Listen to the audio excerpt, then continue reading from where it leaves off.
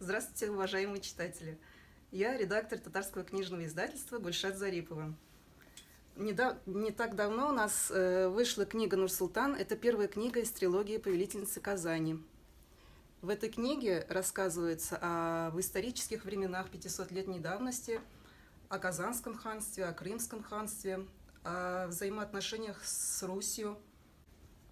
Но все-таки главной романтической линией всего романа является завораживающая любовь крымского хана Менглигерея и казанской ханум Нур-Султан. А скажите, пожалуйста, в чем особенность этой книги? С точки зрения истории, автор все-таки опирается на исторические документы, на исторические архивные источники. И вместе с тем описывается именно художественно жизнь самой ханум Нур-Султан. Книга читается очень легко, на одном дыхании. Когда я получила рукопись и начала работу, в первую очередь я читала каждую главу как обычно рядовой читатель, то есть заинтересовавшись.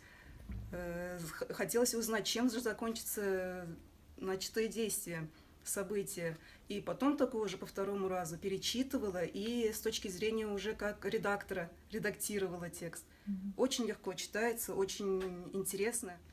Любой читатель, независимо от того, историк он или же просто любитель, любому читателю будет интересно.